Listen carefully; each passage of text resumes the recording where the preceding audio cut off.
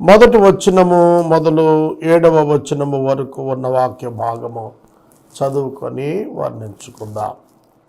మరి యెహోవా మోషేకు ఇలాగు సెలవిచ్చెను, ఒకడు యెహోవాకు విరోధముగా ద్రోహము చేసి పాపి అయిన యెడల, అనగా తనకు అప్పగింపబడిన దానిని గూర్చి గాని, తాకట్టు ఉంచిన దానిని గూర్చి గాని, దోచుకొనిన దాని గూర్చి గాని తన పొరుగువానితో బొంకిన ఎడల ఏమి, తన పొరుగువానిని బలత్కరించిన ఎడలను ఏమి, పోయినది తనకు దొరికినప్పుడు దాని గూర్చి బొంకిన ఎడలను ఏమి, మనుషులు వేడిని చేసి పాపలగుదురో వాటన్నింటిలో దేని విషయమై అబద్ధ ప్రమాణము చేసిన ఎడలను ఏమి, అతడు పాపము చేసి అపరాధి యగును గనుక అతడు దోచుకొనిన సొమ్మును గూర్చి, బలత్కారము చేత అపహరించిన దాన్ని గూర్చి కానీ, తనకు అప్పగించబడిన దాని గూర్చి కానీ, పోయి తనకు దొరికిన దాని గూర్చి కానీ, దేని గూర్చి అయితే తాను అబద్ధ ప్రమాణం చేసినో దానినంతయో మరలా ఇచ్చుకొనవలెను. సహోదరునితో అబద్ధమాడవద్దు అని వాక్యము చెప్పుచున్నది. డిఫాల్టింగ్, తప్పిపోవుట. యాకోబు పత్రిక 4వ అధ్యాయం 11వ వచనాన్ని కనుక మనం చదివితే దేవుని యొక్క వాక్యంలో యాకోబు రాశారు, సహోదరులారా, మీరు ఒకరికి ఒకడు విరోధముగా మాట్లాడవద్దు. వ్యతిరేకంగా మాట్లాడి తీర్పు తీర్చినప్పుడు నీవు ధర్మశాస్త్రమునకు వ్యతిరేకంగా మాట్లాడి ధర్మశాస్త్రానికి తీర్పు తీర్చిన వాడు అవుతావు. ధర్మశాస్త్రాన్ని నెరవేర్చాలి తప్ప తీర్పు తీర్చి న్యాయము విధించేవాడుగా మారకూడదని చెప్పాడు. ఈ వచనాలలో మనం గమనించినప్పుడు ఒక మనిషి మరొక మనిషి మధ్యన జరిగినటువంటి ఒప్పంద సంబంధ విషయాల్లో తాకట్టు కానీ, అప్పగించబడినది వెనుకకు తిరిగి ఇచ్చు విషయమును కానీ, లేక తెలియకుండా దోచుకున్న దాన్ని కానీ, పొరుగువాడితో అబద్ధమాడి తీసుకున్నటువంటిది కానీ, అబద్ధమాడినటువంటిది కానీ, ఏదైనా తనకు దొరికినప్పుడు దాన్ని గూర్చి అబద్ధమాడి దొరకలేదని చెప్పినప్పుడు కానీ, దేని విషయమైన అబద్ధ ప్రమాణం ఆడినప్పుడు కానీ, ఇవన్నీ మనకేం తెలియజేస్తున్నాయి? యెహోవా ఎదుట ఒకడు తాను అపరాధిగా, పాపిగా మారుతున్న అంశాలుగా చెప్పబడ్డాయి. మనిషి మనిషితో అబద్ధమాడరాదు.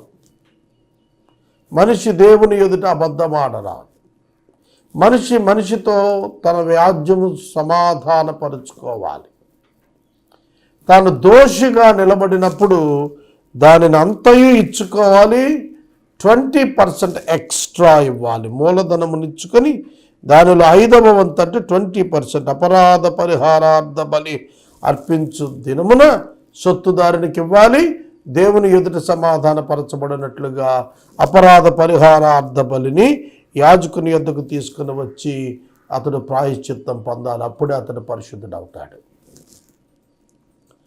యెహోవాకు అపరాధ విషయములో యాజకుడు ఏర్పరచు వెలకు మందలో నుండి నిర్దోషమైన పొట్టేలను యాజకుని దగ్గరికి తేగా, యాజకుడు మానవునికి మధ్యవర్తి అయి వారిద్దరి మధ్య ఉన్నటువంటి తగుమును తీర్చున్నట్లుగా అతడు ఈ బలిని ఇస్తాడు.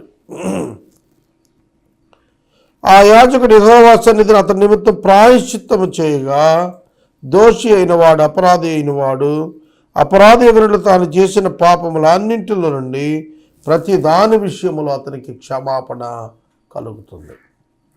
ఇక్కడ పట్టుబడిన వాడు మూలధనముతో పాటు 20% అత్యధికముగా చెల్లించవలసి ఉన్నది. అబద్ధమాడుట చేత, మోసము చేయుట చేత, అబద్ధ ప్రమాణము చేయుట చేత తప్పిదము చేసినటువంటి వాడు దాని ఫలితమును తాను సంపూర్ణముగా అనుభవించాలి. మరియు సహోదరునికి కలుగ చేసిన నష్టమును తిరిగి అతనికి 20% ఎక్కువ వేసి మరి అప్పగించాలి. అది అప్పగించినటువంటి దినమున యెహోవా ఎదుట అపరాధ పరిహారార్థ బలిని తన క్షమాపణ కొరకు ఇచ్చేవాడుగా ఉండాలి. ఈ ధర్మశాస్త్రము ఒక మనిషి మరొక మనిషితో బొంకక, అబద్ధ ప్రమాణము చేయక, బలత్కరించక, అబద్ధమాడక, సత్యముతో జీవించినట్లుగా ఈ విషయాలు చెప్పబడ్డాయి. పరిశుద్ధ లేఖనములలో మనకు వ్రాసినటువంటి మాటలు చూచినప్పుడు తెసలోనిక మొదటి పత్రిక 4వ అధ్యాయములో మనకు తెసలోనిక మొదటి పత్రిక 4వ అధ్యాయం 6లో మనకు వ్రాయబడిన మాట చూడండి. ఈ విషయమందు ఎవడు అతిక్రమించి తన సహోదరుని మోసము చేయకుండవలెను. ఎందుకంటే మేము పూర్వం మీతో చెప్పి సాక్ష్యం ఇచ్చినట్లుగా ప్రభువు వీటన్నిటి విషయమై ప్రతిదండన చేయువాడు పరిశుద్ధులగుటకే మనలను పిలిచెను గాని అపవిత్రులుగా ఉండటకు దేవుడు మనలను పిలవలేదు అని దేవుని యొక్క వాక్యం సెలవిస్తున్నది. ఇక 8వ వచనము నుండి 13వ వచనము వరకు దహన బలిని గుర్చినటువంటి విశేషం లేవీకాండము మొదటి అధ్యాయం 17 వచనాల్లో చెప్పినదే రాస్తున్నాడు. నీవు అహరోనుతోనూ అతని కుమారులతో ఇట్లను యెహోవా మోషేకు ఆజ్ఞాపించి చదివిచ్చినది చదువుతున్నాడు. ఇది దహన బలిని గూర్చిన విధి. It is the commandment. ఇందులో 7 కమాండ్మెంట్స్ చెప్పాడు. 9 నుండి 13 వచనాల మధ్య 7 ఆజ్ఞలు ఉన్నవి. దహన బలి ద్రవ్యము ఉదయము వరకు రాత్రి అంతయు బలిపీఠము మీద దహించుచు ఉండును. దహన బలి రాత్రి అంతయు బలిపీఠము మీద దహించబడుచు ఉండినట్లు దహన బలి ద్రవ్యమును ఆ విధముగా ఉంచవలనన్నాడు. బలిపీఠం మీద అగ్ని దానిని దహిస్తూ ఉంటుంది. అది నిత్యము ఆరక మండుచుండవలెను. యాజకుడు తన సన్న నార నిలువటంగి తొడుగుకొని తన మానమునకు తన నారలాగును తొడుగుకొని బలిపీఠము మీద అగ్ని దహించు దహన బలి ద్రవ్యపు బూడిదను ఎత్తి బలిపీఠం వద్ద దానిని పోయేవలెను. చూడండి, యాజకుడు దహన బలి పశువు యొక్క బూడిదను బలిపీఠము మీద నుండి తీసి బూడిదను ఎత్తి బలిపీఠము వద్ద దానిని పోసి వస్త్రములను తీసి వేరు వస్త్రాలను ధరించుకొని పాలము వెలుపల ఉన్న పవిత్ర స్థలానికి ఆ బూడిదను తీసుకుని పోవాలి. బలిపీఠము మీద ఉన్నటువంటి బూడిదను వేరొక వస్త్రము ధరించుకొని తీయాలి. తీసిన తర్వాత వేరు వస్త్రము మరొకటి ధరించుకొని పాలెము వెలుపల ఉన్న పవిత్ర స్థలానికి దాన్ని తీసుకుని వెళ్ళి ఆ బూడిదని అక్కడ ఉంచాలి. బలిపీఠం మీద అగ్ని నిత్యము మండుచు ఉండాలి, అది ఆరిపోకూడదు. బలిపీఠం మీద నిత్యము అగ్ని మండుచుండాలి. ఇది దహన బలి యొక్క బలి విధానములో దేవుడు సెలవిచ్చినటువంటి ప్రత్యేక ఆజ్ఞ. దహన బలి దేవుని ఆరాధనను సూచిస్తుండగా ఆ దహన బలిలో బలిపీఠము మీద నిత్యము మండుచున్న అగ్ని ఒక విశ్వాస యొక్క అంతరంగంలో నిత్యము మండుచు ఉన్నటువంటి దేవుని యొక్క పరిశుద్ధ అగ్ని, రోషాగ్నిని జ్ఞాపకం చేస్తాను. దేవుని యొక్క ఆత్మనిత్యము విశ్వాస యొక్క హృదయంలో మండుచు ఉండనట్లు చూసుకోవాలి. 12వ వచనం బలిపీఠం మీద అగ్ని మండుచున్న వలన అది ఆరిపోకూడదు. ప్రతి ఉదయం యాజకుడు దాని మీద కట్టెలు వేసి దాని మీద దహన బలి ద్రవ్యం ఉంచి సమాధాన బలి పశువుకు కొవ్వును దహించవలను. సమాధాన బలి పశువు యొక్క కొవ్వును దహించవలను. బలిపీఠం మీద అగ్ని నిత్యము మండుచుండవలను, అది ఆరిపోకూడదు. ఇది దహన బలిని గురించిన ప్రత్యేకమైన విధి. It is a flaming believer, మండుచున్నటువంటి ఆధ్యాత్మిక స్థితి కలిగిన విశ్వాస యొక్క ఆరాధన అనేది జ్ఞాపకం చేస్తుంది.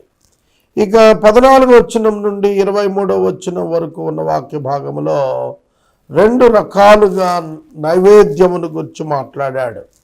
14 నుండి 18వ వచనం వరకు ఒక భాగము, 19వ వచనం నుండి 23వ వచనం వరకు 2వ భాగం వివరించబడింది. 14వ వచనం నుండి 18వ వచనం వరకు లేవికాండం 2వ అధ్యాయం మొదటి 6 వచనాల్లో చెప్పినటువంటి నైవేద్యం గురించి రాశాడు. నైవేద్యమును గుర్చిన విధి ఏదనగా అహరోను కుమారులు యెహోవా సన్నిధిని బలిపీఠం ఎదుట దానిని అర్పించవలను. నైవేద్యమును బలిపీఠము యొద్ద అర్పించాలి. అహరోను ప్రధాన యాజకుడు, అతని కుమారులు యాజకులుగా దేవుని చేత ఎంపిక చేయబడ్డారు. యాజకులు నైవేద్యాన్ని సమర్పించమన్నాడు. అతడు నైవేద్య తైలము నుండి, దాని గోధుమ పిండి నుండి చేరడి పిండిను, నూనెను, దాని సాంబ్రాణి ఆవత్తును దానిలో నుండి తీసి జ్ఞాపక సూచనగాను వాటిని బలిపీఠము మీద యెహోవాకు ఇంపైన సువాసనగాను దహించాలి. నైవేద్యము క్రీస్తు యొక్క శరీరమును జ్ఞాపకం చేయొచ్చు అన్నది. నైవేద్యము పరిశుద్ధమైనటువంటిదిగా కనబడుచున్నది. క్రీస్తు యొక్క శరీరము పాపరహితముగా దేవుని ఎదుట మనందరి నిమిత్తం అర్పించబడిన దానికి ఇది సూచనగా కనిపిస్తున్నది. ఆయన యొక్క పరిశుద్ధ జీవితము, పాపరహితమైనటువంటి ఆయన యొక్క శరీరము అద్భుత సువాసన కలిగిన ఇంపైన అర్పణముగా దేవుడు ఆఘ్రాణించడిదిగా కనిపిస్తోంది. దానిలో మిగిలిన దాన్ని అహరోను అతని సంతతి వారు తినాలి. అది పులియనిదిగా పరిశుద్ధ స్థలములో తినాలి. అది పులియనిదిగా తినాలి. పులియనిదిగా నైవేద్యము ఎప్పటికప్పుడే నైవేద్యమును దహించేటప్పుడు ఏదైతే నైవేద్యము కొరకు తీసుకున్నారో ఆ మిగిలిన భాగమును వారు తినవలను అన్నాడు. పులియబెట్టి దానిని కాల్చకూడదన్నాడు. నా హోమద్రవ్యములలో వారికి పాలుగా దానిని ఇచ్చి ఉన్నాను. ఈ నైవేద్యము అపరాధ పరిహారార్థ బలి వలె, పాప పరిహారార్థ బలి అతి పరిశుద్ధమైనదిగా ఎంచి దానిని భుజించాలి. ఆ భాగము, ఏ భాగము? నైవేద్యముగా అర్పించిన దాని యొక్క మిగిలిన భాగము యాజకులకు వంతుగా, పాలుగా అనుభవించినదిగా దేవుడు దానిని వారి ఆహారం కొరకు అనుగ్రహించాడు. అహరోను సంతతిలో ప్రతివాడు దానిని అనగా నైవేద్యమును భుజించాలి. ఇది యెహోవా హోమముల విషయములో మీ తరతరాలకు నిత్యమైన కట్టడ. ఆ పరిశుద్ధమైనటువంటి నైవేద్యమునకు తగిలినది సమస్తము, ప్రతి వస్తువును పరిశుద్ధమగుచున్నది.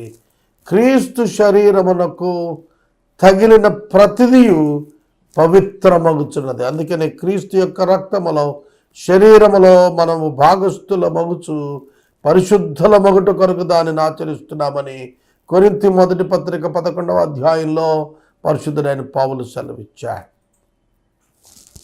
ఇక 19వ వచనం నుండి చెప్పబడిన 23వ వచనం వరకు చెప్పబడినటువంటిది నిర్గమకాండం 29వ అధ్యాయం 38 నుంచి 46 వరకు.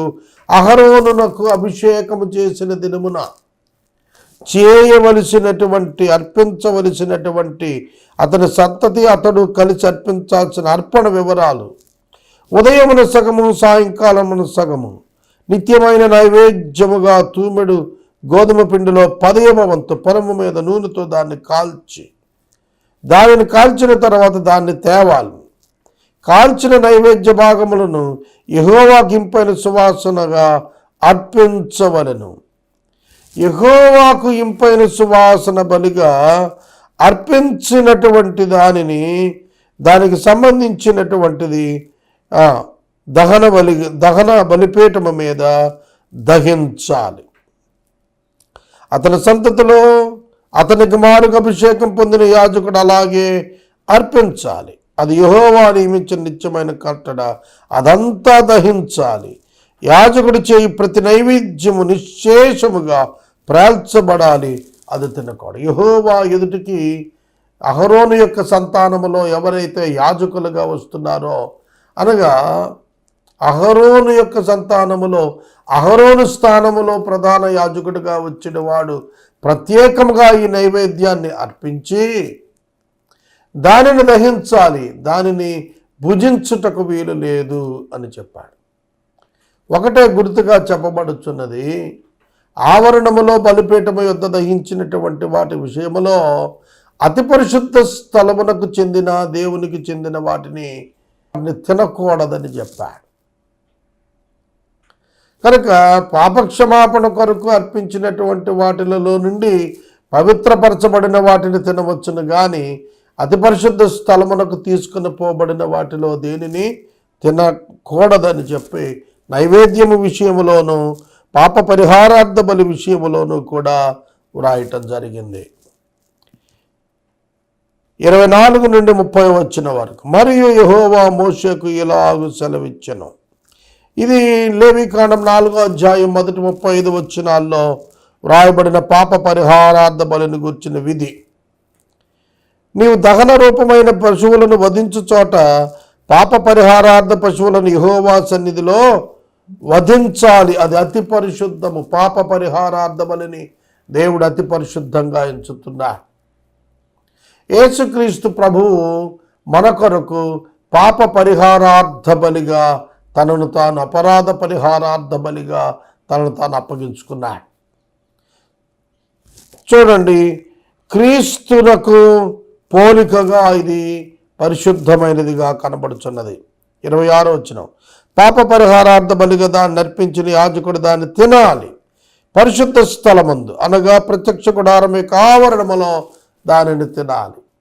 ఇదే పాప పరిహారార్థ బలి యొక్క రక్తములో నుండి కొంచెమైనను అతి పరిశుద్ధ స్థలములలో చెమర్చుటకు తీసుకుని వెళ్ళినట్లయితే దాని మాంసాన్ని తినకూడదు.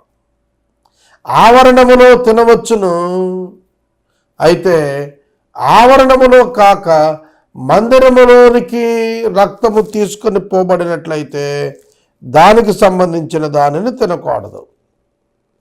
27వ వచనం. దాని మాంసమునకు తగులు ప్రతి వస్తువు ప్రతిష్ఠితమగును. దాని రక్తములోని కొంచెమైన వస్త్రం మీద ప్రోక్షించిన ఎడల అది దేని మీద ప్రోక్షించబడనో దానిని పరిశుద్ధ స్థలములో ఉతకవలెను. దాని వండిన మట్టి కొండను పగలగొట్టాలి.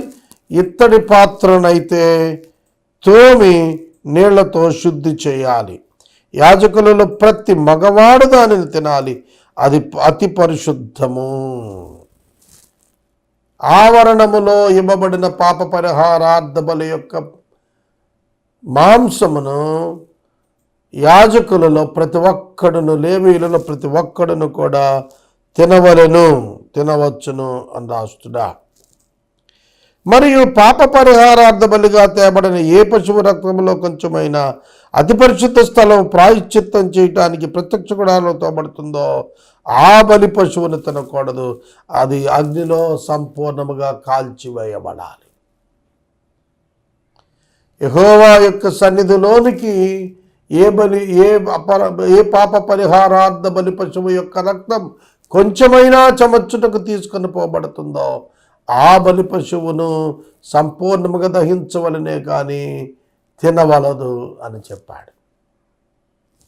కనుక ఈ అధ్యాయాలలో యేసుక్రీస్తు ప్రభువు వారికి సూచనగా దహన బలి, నైవేద్యము, అపరాధ పాప పరిహారార్థ బలులను గురించి మనకు వివరంగా చెప్పబడింది. క్రీస్తు మానవ పాపము నిమిత్తము తన స్వరక్తమును దేవుని యొక్క సన్నిధానములో అపరాధ పరిహారార్థ బలిగా తనను తాను సమర్పించుకున్నాడు. యేసుక్రీస్తు యొక్క శరీరమునందు ఏ విధమైన పాపము యొక్క స్వభావము లేదు. ఆయన పరిశుద్ధుడు, ఆయన నీతిమంతుడు. ఆయన యొక్క పవిత్ర రక్తము చేత మానవ పాపమునకు దేవుడు ప్రాయశ్చిత్తమును అనుగ్రహిస్తున్నాడు. కనుక యాజకులు ఈ బలుల యొక్క అర్పణలలోని భాగములను భుజించుట వారికి భాగముగా దేవుడు అనుగ్రహించాడు. అందుకే మనకు కూడా నూతన నిబంధన విశ్వాసులు రాజులైన యాజక సమూహంగా వర్ణించబడ్డారు. అందుకే వారు క్రీస్తు యొక్క శరీరము రక్తము తిని త్రాగుట యందు వారు ప్రభువుతో కూడా ఏకమయుండులాగన నియమించబడ్డారు. ఈ లేవియ కాండంలో చెప్పబడుతున్న ప్రతి విధమైనటువంటి అర్పణలు కూడా ప్రభువును సూచిస్తున్నవిగా మనం తెలుసుకోవాలి.